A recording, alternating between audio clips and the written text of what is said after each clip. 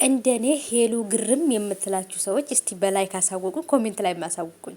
እኔ ቲክቶክ ላይ ዘወር ስል ማለት ነው ከሄሉ ጋር የማያቸው ወንዶች የሆኑ አማላይ ነገር ናቸው ማለት ነው። እኔ እኮ ይች ልጅ ከየት ነው የምትመርጣቸው?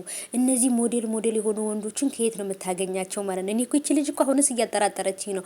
አሁንስ እንደው በቃ የሆነ ሞዴል አሰልጣኝ ናት ልበል። ምክንያቱም የሆነ ስፖርት ቤት ሞዴል አሰልጣኝ ቤት የሆነ ቦታ ላይ ካልሆነ በቃ እኮ እንደዚህ አይነት ሰዎች እኮ አይገኙም ብዬ እኮ ነው።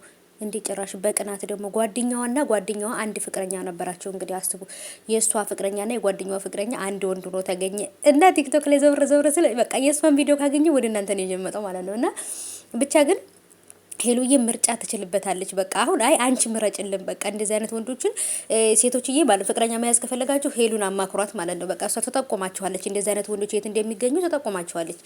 እንግዲህ አስቡ፣ ሁለት ጓደኛ ማቾችን በአንድ ቀን ቀጥሮ በአንድ ቦታ ላይ ነበር ያገኛቸውና እየተገናኛችሁ አላለም ደግሞ ጭራሽ የተገናኛችሁ እኮ ነበር ያለው ማለት ነው።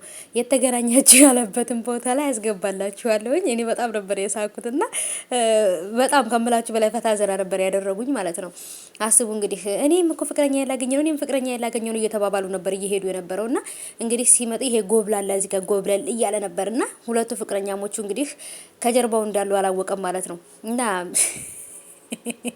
በድንጋይ ነበር አንዷ በቦርሳ አንዷ በድንጋይ ነበር ያሯሯጡትና በጣም ነበር የተመቸኝ። እዚህ ጋር የተገናኛችሁ ብሎ ምናምን በቃ አልተገረመም መሰላችሁ? ኧረ ምንህ ናት ሲሉት ጥያቄ አሁን ነው መሮጥ ማለት ነው።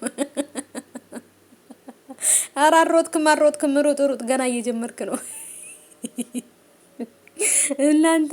ይሄ እኮ ከአንዷ ማለት የለመደው እንዲህ እኮ እንዲህ ነው በቃና ሄሉዬም እንግዲህ የኛውን ፍቅረኛዋን ትታው ነው እንግዲህ እንዳልክም ጋር የነበረችው።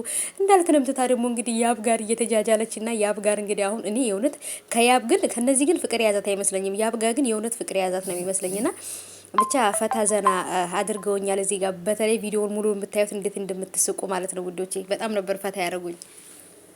ሌላ ዛሬማ ማስተዋወቅ አለብኝ። አዲሱ ፍቅረኛዬን አስተዋውቅሻለሁ። እኔም ላስተዋውቅሽ።